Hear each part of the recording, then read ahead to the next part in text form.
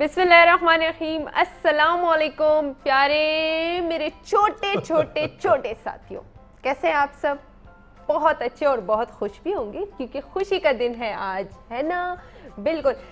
बातें मैं आपसे बहुत थोड़ी करूँगी क्योंकि सबसे पहले आगा जी की तरफ जाना है। आगा जी को जिस दिन मैं सलाम करूँ ना तो मुझे इतनी खुशी होती है ना, और बातचीत करूँ ना कि आपकी सोच है बच्चों, तो चलते हैं आपकी तरफ से और मेरी तरफ से और जो हमारी फैमिली है ना, तो उनकी तरफ से भी आगा जी को सलाम और पूछते हैं कि कैसे। अस्सलाम वालेकुम आगा जी। वालेकुम अस्सलाम, जीती रहो। और ये जो नन्हे मुन्ने फूल बैठे हुए हैं जी जी, इनके लिए भी ढेर सारी दुआएं और बहुत बहुत बहुत बहुत इतना प्यार इनके लिए। बिल्कुल। आगा जी कैसे हैं आप? अल्लाह का करम, अल्लाह का करम। बच्चों की तरफ से भी आगा जी कैसे हैं आप? ठीक हो, बिल्कुल ठीक।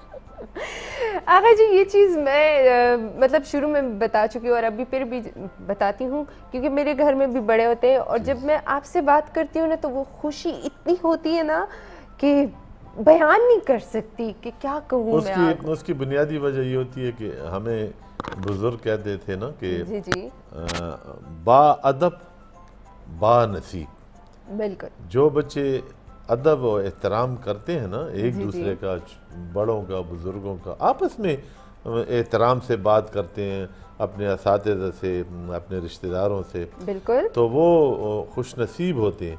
और उसकी बुनियादी वजह ये होती है कि उनके जो माँ बाप होते हैं, इसका सारा क्रेडिट उनके माँ बाप को इसलिए जाता है कि उनकी जो तरबियत होती है ना, तरबियत, जी जी, घर में जो तरबियत बच्चे को दी जाती है ना, बिल्कुल। तो वो दिखाई देती है। कहीं मसलन किसी के घर मेहमान आप लोग जाते हो अपने बच्चों के, हाँ ये जी, मैं बड़ों से कह रहा हूँ, मैं इनके अम्मी अबू से बात कर रहा हूँ जी जी, कि जब आपके बच्चे आपके साथ किसी जगह पे जाते हैं, किसी फंक्शन में जाते हैं या रिश्तेदारों के घर जाते हैं, जी जी, तो आपके बच्चों का उठना बैठना, वहाँ पहुँचते ही उनको सलाम करना और बड़ों को अच्छे नाम से पुकारना, तो बिल्कुल। फिर वहाँ पे वो लोग जो होते हैं तो वो आपके बारे में कहते हैं कि इन्होंने अपने बच्चों को कितनी अच्छी तरबियत दी है, कि इनके बच्चे किस तरह इखलाक से बोलते हैं, बिल्कुल, एहतराम से बोलते हैं। तो अच्छी बात है, एहतराम और प्यार, और ये बच्चों की तरबियत का पता चलता है कि वालिदैन इनके कितने समझदार हैं।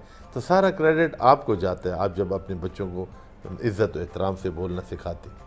बिल्कुल आगा जी। आगा जी मैंने शुरू में एक बात कही है, मुझे पता है आपको भी याद है और मुझे भी याद है कि आज खुशी का दिन भी है हमारे लिए क्योंकि जी हम आज़ाद हैं। ये अल्लाह का शुक्र जी, है। आज का दिन इतना अहम दिन है कि जब हम छोटे थे, मुझे याद है कि मैं क्लास 4 में था कि क्लास 5 में था, जी जी, प्राइमरी में स्कूल में था, कि हमें पता चला कि सन 1965 की जंग छिड़ गई।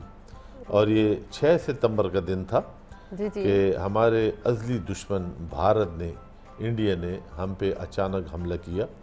और उनका प्रोग्राम ये था कि हम जी लाहौर को फ़तह करके और शाम को जो है तो लाहौर के जेम खाना क्लब में जी हम चाय पियेंगे और वहाँ पे हम अपनी फ़तह का जश्न बिल्कुल। मनाएंगे। लेकिन इनको पता नहीं था कि हमारे जानबाज और हमारी बरी फ़ौज, फ़िज़ाई फ़ौज और हमारी समंदरी फ़ौज, माशाल्लाह। इन तीनों ने फिर भारत को वो सबक सिखाया कि आज उनकी तीसरी नस्ल भी जानती है कि 1965 को 6 सितंबर को आज ही के दिन जब इन्होंने पाकिस्तान पे जी जी, बुज़दिलाना हमला किया था, अचानक हमला किया था।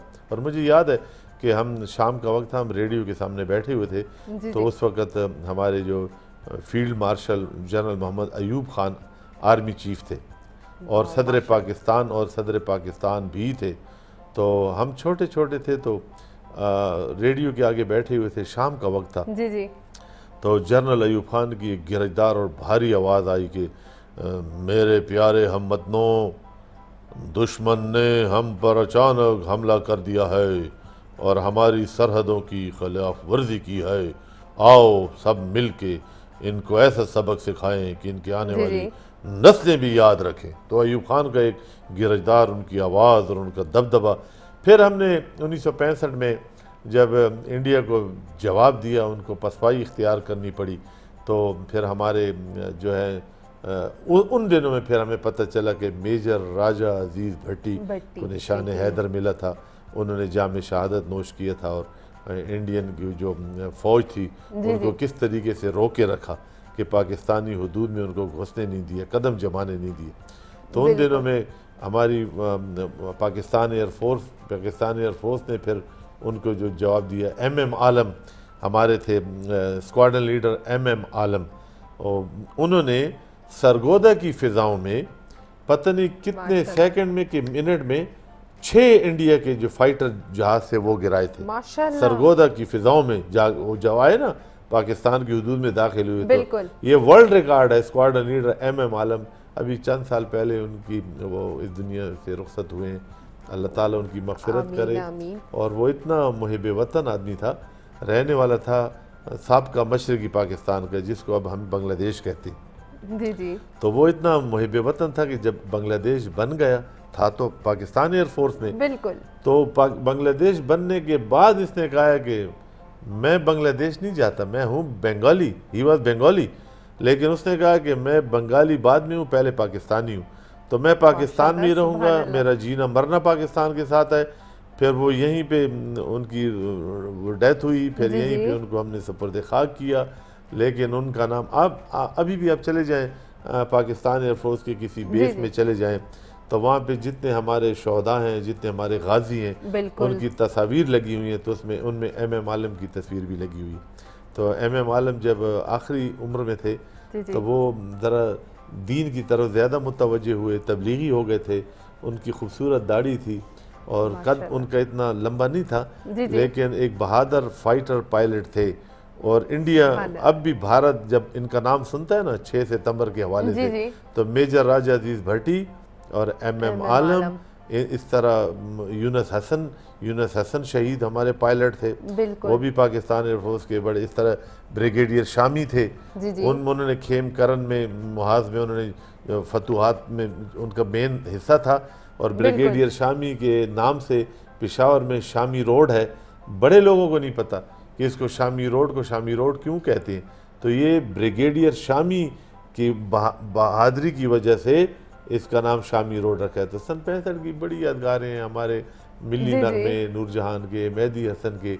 6 सितंबर का दिन हम इसलिए मनाते हैं बच्चों, हम मना रहे हैं गुज़श्ता पता नहीं 30, 35, 40 सालों से, तो आप भी मनाएंगे।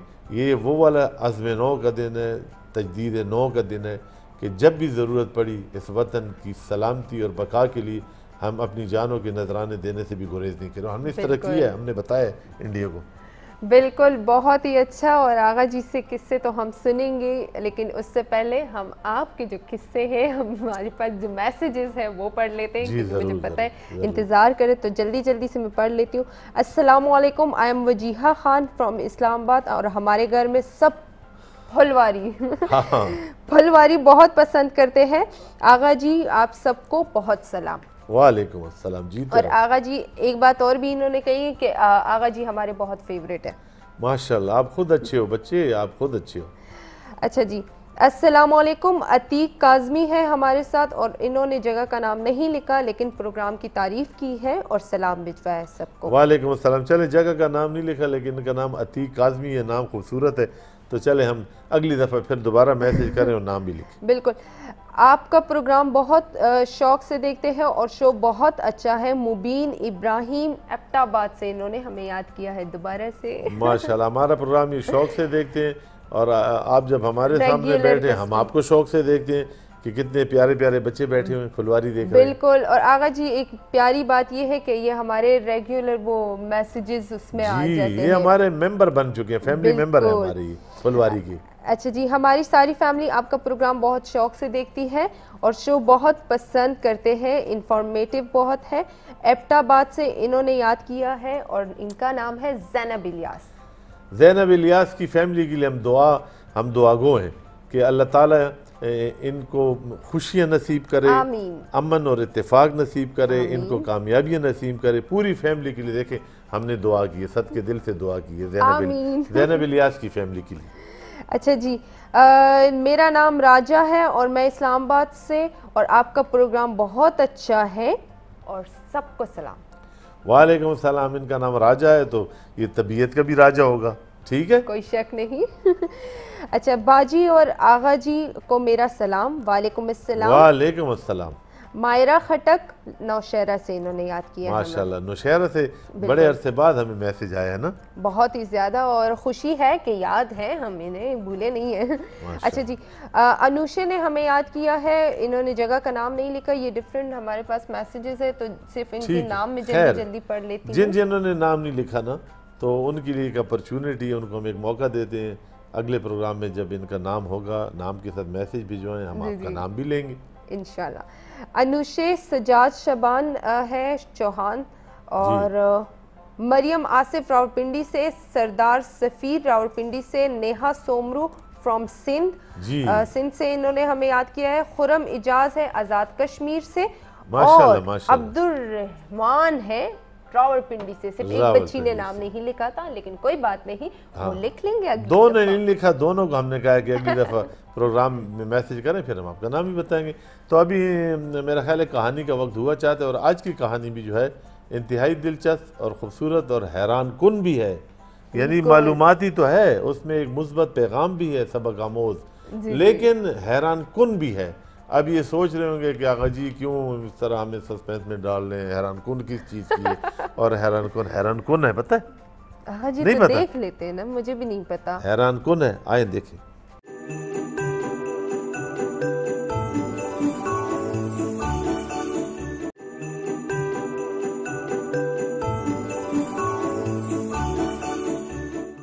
जी मेरे प्यारे साथी, आप सब ने देख लिया, क्या देखा? वीडियो जो मुझे भी अच्छी लगी, और स्टोरी और कहानी, मतलब स्टोरी मैं इस वजह से बोलती हूँ क्योंकि कुछ बच्चे फिर कहेंगे कि ये क्या नाम ले लिया आप, इनको ऐसा ऐसा हम अंग्रेजी से उर्दू की तरफ लेके आ रहे हैं ना। आगा जी काफी आ भी गए हैं माशाल्लाह से। अच्छा जी, तो कहानी का मकसद जो था वो तो मैं बताऊंगी, आगा जी भी उस पर नज़र डालेंगे, बताएंगे हमें, क्योंकि बड़ों की बातें हमें ज़्यादा समझ आ जाती है बनिस्बत मेरी बातों के। लेकिन खैर कोई नहीं, मैं आपको सबसे पहले बता देती हूँ। कहानी में ये था कि एक अफाइज बच्चा होता है, जो माजूर बच्चा होता है, उसे हम माजूर नहीं कह सकते क्योंकि माशाल्लाह वो बहुत ज़हीन था, बिल्कुल वो बहुत ज़हीन था। उसने मतलब पूरे उनके पेरेंट्स भी नहीं होते, लेकिन मोहल्ले वाले जो पड़ोसी हैं वो उसका बहुत ख्याल रखते हैं। और वो बच्चा ज़हीन इस तरीके से था कि वो हमेशा अकेले में बैठ के निशाने लगाता था किसी भी दूर वाली गुलैल से, उसको हम गुलैल कहते हैं ना, इस तरह नहीं? जी गुलैल से। तो उस गुलैल से वो निशाना लगाता था, और निशाना लगा के वो हर तरीके से कुछ ना कुछ ट्राई करता था कि वो कितना माहिर था। बिल्कुल आगा जी माशाल्लाह से। और इसी तरीके से वो एक दफ़ा जब जाता है किसी जंगल में, बैठ जाता है अकेले पेड़ के नीचे, दरख्त के नीचे बैठ जाता है, तो वो वैसे ही निशाने लगाता है,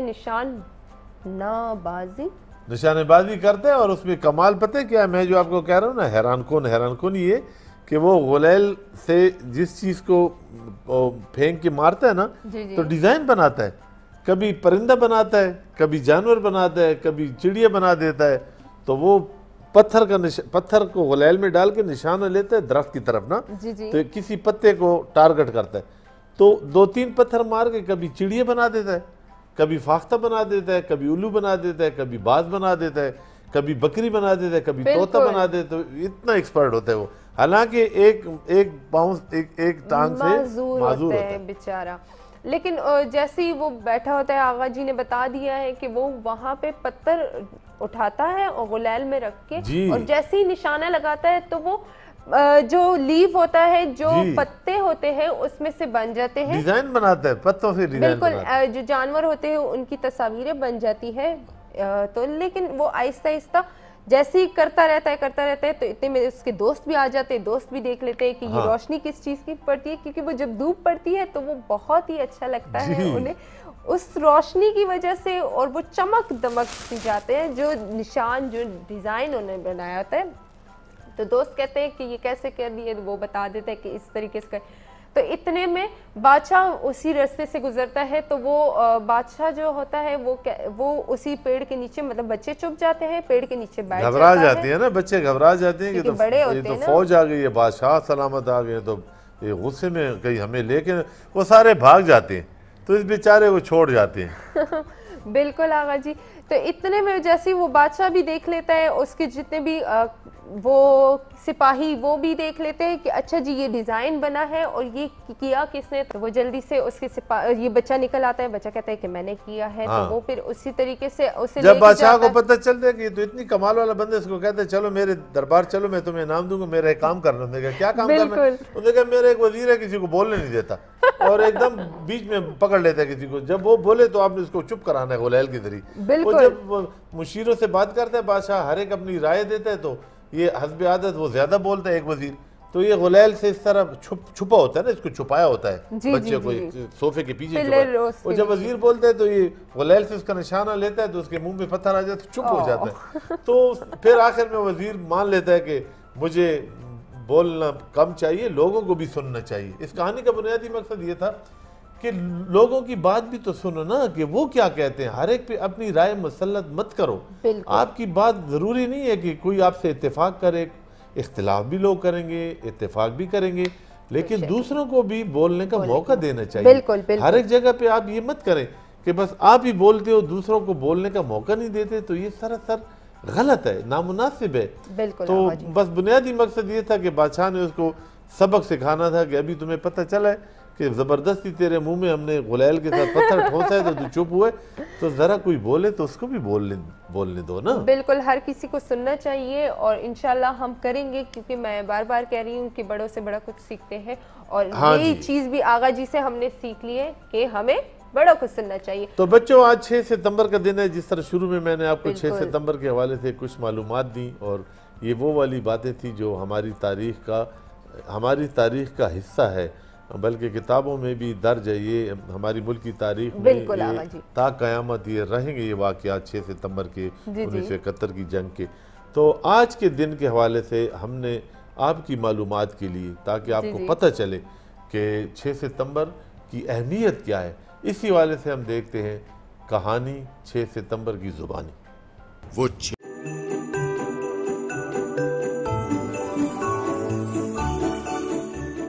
जी बच्चों, आपने कहानी देखी। जिस तरह आपने कहानी में देखा ना कि जब भी दुश्मन ने हमें ललकारा ना, हमारी सलमियत को ललकारा या हमारे सरहदों की खिलाफ वर्जी उसने की, तो फिर तीनों अफवाज ने मिल के फिर उसका मुकाबला किया और उसके रास्ते में सीसा पिलाई दीवार बन गए। अब ये कहेंगे सीसा पिलाई दीवार लोहे की दीवार, फौलाद की दीवार, जिसको कोई तोड़ भी नहीं सकता, फलांगना उसको तो बड़े दूर की बात है। तो सन 65 की जंग में, 65 वार में, हमारी बरी फौज जिसको हम आर्मी कहते हैं, हमारी समंदरी फौज जिसको हम नेवी कहते हैं, और हमारी फिजाई फौज जिसको हम air force, Pakistan air force, Pakistan navy, Pakistan army, फिर ये तीनों दुश्मन के रास्ते में यकजा हो जाती हैं। फिर जब ये यकजा हो जाते हैं तो इनके पीछे हम कौम भी फिर इनके पीछे इस तरह खड़ी होती है, कदम पर कदम मिला के ये मुहाज जंग में उनका मुकाबला करते हैं, हम इनको सपोर्ट करते हैं, हम इनकी हौसला अफजाई करते हैं, हम इनके हौसले बढ़ाने के लिए कोई शायर अच्छी मिली नगमे लिखते हैं और जो गुलकार होते हैं वो मिली नगमे गाते हैं। तो जिस तरह सन 65 की जंग में मेहदी हसन ने, उसका बड़ा मशहूर होता, हम छोटे छोटे थे, खित्ता लाहौर तेरे जान निसारों को सलाम, और ए दुश्मन दी किस कौम को है ललकारा, ले हम भी हैं सफारा। फिर इस तरह इनायत हुसैन भट्टी ने के गाजियाँ उते कर्म नवीदा, साढ़े सिर्फ 42 शेरा 540 मारे ने, यानी हमारे सिर्फ 42 फौजियों ने उनकी पूरा यूनिट 540 इंडियन भारतीयों को वासिल जहन्नम किया था। तो ये नगमों में कहते थे। फिर नूरजहान के ए पुत्र हटान दे नहीं विक दे, मेरा माही छैन छबीला, जर्नैल नहीं करनैल नहीं। ये नहीं, जंग के दिनों में हर एक आदमी अपना हिस्सा डालता है, तालिब इल्म, मजदूर, वकील, किसान, शायर, अदीब, गुलकार, मौसीकार, बूढ़े छोटे, मर्द, औरतें। और सन 65 की जंग पे मुहाज पे आपको पता है हमारे फौजी जब इंडिया का मुकाबला कर रहे थे, तो हमारी खवातीन, देहातों से हमारी खवातीन गई सरहद और मोर्चों में जाके हमारे फौजियों को पराठे, उनके लिए मुर्गियाँ, उनके लिए तरकारियाँ, उनके मोर्चों में जाके पहुंचाई हैं। बिल्कुल। तो ये वो वाली कौम है बच्चों। ये सन 65 की जंग में जो जवाब हमने इंडिया को दिए, तो अब मैंने जिस तरह आपको पहले कहा है ना कि इसका इतना अरसा हो चला है कि अब वहाँ की जो तीसरी नस्ल है उनको, उनके वो बूढ़े जो जिंदा हैं हमारी उम्र में, तो वो उनको बताते हैं कि सन 65 की जंग में जो है तो हमारा क्या हशर नशर किया था पाकिस्तानी जानबाजों ने, गाजियों ने, शहीदों ने। इससे बड़ी कुर्बानी क्या होगी कि एक मुहाज पे हमारे जो, उन्होंने कहा, इंडिया ने कहा कि हमारे टैंक जो हैं तो बस अभी थोड़ी देर में पाकिस्तान में दाखिल हो जाएंगे। तो फिर हमारे फौजियों ने वो काम किया कि वो भी रिकॉर्ड है, आज तक किसी आर्मी ने नहीं किया। फिर उन्होंने अपने बदन से ग्रेनेड और बारूदी सुरंगें लपेटी और वो फिर टैंकों के नीचे लेट गए। इंडिया के टैंक जब आ रहे थे ना तो उनका रास्ता फिर इस तरह हमारे शहीदों ने और हमारे जानबाजों ने इस तरह भी रोका है कि अपनी जान की कुर्बानियां दे के अपने आप को तो उड़ा दिया, उसके साथ इंडिया के टैंकों को भी उड़ा दिया। तो इस किस्म की कहानियां जब हम आपके सामने लेके आते हैं तो आपको ज़रा पता चले कि हमारी अफवाज पाकिस्तान तीन जो हमारी पावर हैं ये अफवाज पाकिस्तान है, नेवी, आर्मी, एयर फोर्स। तो ये सब भी जब वक्त पड़ा है तो फिर हम सब एक कौम, एक मुट्ठी बन के फिर दुश्मन के रास्ते में आहनी दीवार भर के खड़े हुए। तो जब तक पाकिस्तान, जब तक दुनिया है, जब तक पाकिस्तान इंशाल्लाह कायम रहेगा। और पाकिस्तान हमें बड़ी कुर्बानियों से हमें मिला है और इसमें बड़े लोगों ने अपनी इज्जतें कुर्बान की हैं, अपनी जायदादें कुर्बान की हैं, अपनी जानें कुर्बान की हैं। और 27 रमज़ान की शब को ये पाकिस्तान अल्लाह ताला ने हमें दिए, हम इस पे फ़ख्र करते हैं। आप फ़ख्र करें कि आप आज़ाद मुल्क के रहने वाले हो और इस पे आप फ़ख्र करें कि आप पाकिस्तानी हो। लोगों ने फैशन बनाए हुए, किसी ने अमेरिकन परचम लगाए हुए, किसी ने कनाडा का परचम लगाया हुआ, किसी ने टोपी किसी बाहर मुल्क की पहनी हुई है। आप अपना पाकिस्तानी परचम ही मैंने लगाया हुआ, इससे खूबसूरत परचम और कौन सा होगा? सब हिलाली परचम मैं ये लगाता हूँ पाकिस्तानी परचम, चाहे आप फैशन के तौर पे लगाते हो, चाहे किसी कौमी त्यौहार के मौके पे लगाते हो, अच्छे लगते हो।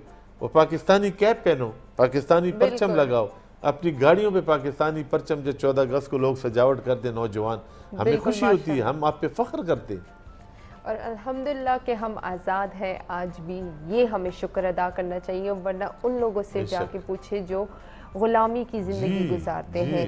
ये आगा जी, मैं बार बार कहती हूँ कि जितने भी हमारे बड़ों ने हमारे लिए किया, पाकिस्तान हमें इतनी कुर्बानियों से, आगा जी ने भी बताया कि इतनी कुर्बानियों के बाद मिला है, तो इस मिट्टी की, इस वतन की हमें कदर करनी चाहिए।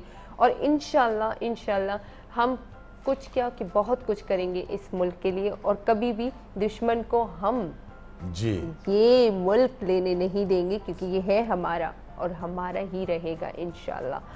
अगला सेगमेंट क्या है? बच्चे बड़े बेचैन हैं। बिल्कुल आगा जी, वो बड़ों का भी जरा फेवरेट बन गया आज। अच्छा। तो बड़े भी जितने भी हमारे हैं तो वो भी सीख रहे हैं, बहुत कुछ सीख रहे हैं। तो चलते हैं, ज्यादा बातें मैं नहीं करूंगी क्योंकि सेगमेंट भी है और उसके बाद हम बात करेंगे। चले आए देखते हैं।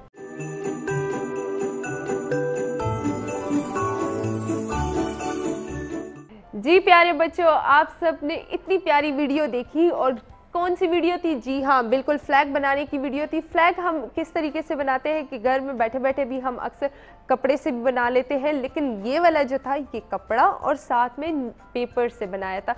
पेपर, कलर्ड पेपर हमारे पास भी मिल जाते हैं, बाहर से हम ले सकते हैं। ग्लू हमें चाहिए होगा, क्योंकि अगर हमने कोई उसके स्टार्स बनाने होते हैं, क्योंकि एक स्टार होता है और साथ में उसमें चांद बनाना होता है, तो उसके लिए इसी तरीके से वाइट पेपर ले लें और ग्रीन पेपर ले ले, उसकी कटिंग कर ले। और एक साइड पे वो वाइट, जिस तरीके से मेरे ये फ्लैग है, तो इसी तरीके से एक साइड पे हाफ थोड़ा सा वाइट लगाना होगा और फिर उसके बाद ग्रीन। तो चांद और सितारा जो है उसकी भी कटिंग कर ले, वाइट जो पेपर है या वाइट कपड़ा है उसके ज़रिए। और वो हमने जो ग्रीन एरिया होगा उस पर हमने पेस्ट कर देना है और इस तरीके से हमारा फ्लैग बन गया, प्यारा फ्लैग। लेकिन लग रहे थे जिस तरह बड़े लोग भी बनाते हैं। बिल्कुल आगा जी, और मुझे पता है बच्चों ने साथ साथ में बनाया होगा। आगा जी अभी बच्चे हमारे माशाल्लाह इतने होनहार है ना, इतने इनमें जज्बा पैदा हुआ है कि ये जो चीज़ देखते हैं कोशिश करते हैं। और इनको मैं ये बताना चाह रहा हूँ कि ज़रूरी नहीं है कि आप पहली मरतबा एक चीज़ बनाते हैं तो वो बन जाए, नहीं भी बनेगी। आधी बनेगी आधी नहीं बनेगी, जी। लेकिन दोबारा आप कोशिश करें, दोबारा आप कोशिश करें। बार बार। लेकिन फिर जो बच्चे कहते हैं कोशिश किए नहीं बनती, बस छोड़ो यार मैं नहीं बनाता, नहीं नहीं नहीं, ये मायूसी है। ये आप चीज़ें बनाना तो अलग है ना। जी जी। आप अपने एग्ज़ाम के लिए तैयारी करते हो ना, तो आपको पूरा याद नहीं होता, आप कहते हैं आधे से ज़्यादा मुझे याद नहीं होता, छोड़ो याद नहीं करता हूँ, ये नुकसानदेह है। ये तो इस तरह कि आपने हौसला हार दिया, आपने शिकस्त मान ली।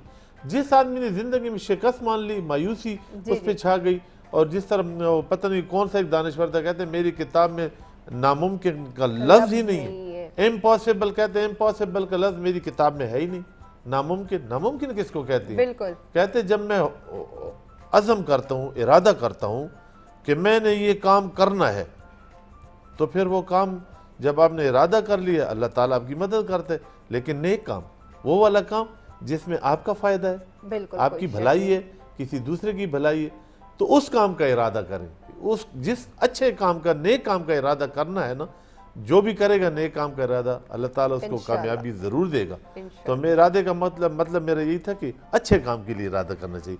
प्यारे बच्चों, इतने जल्दी वक्त गुजर जाता है, आप यकीन करें कि हम भी आपके साथ बच्चों जैसे हो गए, फुलवारी करते करते, और इतना मज़ा आता है आपसे बातें करने में, आपको कहानियाँ दिखाने में, और आपके साथ आपके अम्मी अबू को कोई बात करने में, क्योंकि वो भी अक्सर घरों में आपके अम्मी अबू भी बैठे होते हैं। बिल्कुल। हो सकता है आज बाज़ घरों में उनके अम्मी अबू ना हो, किसी काम की वजह से अबू ना हो, या अम्मी किचन में हो। तो बहरहाल हमारा प्रोग्राम जब सारी फैमिली देखती है तो हमें इंतहाई खुशी होती है। इंशाल्लाह इसी तरह मिलते रहेंगे, कहानियाँ भी आती जाएंगी, मालूमात भी होगी, शहरों की सैर भी कराएंगे, अच्छी अच्छी चीज़ें बनाना भी सिखाएंगे। अगले इतवार तक हम लेते हैं इनसे इजाज़त, और हम दोनों इनको कहेंगे खुदा हाफिज़। ठीक है, ठीक है, अल्लाह हाफिज़।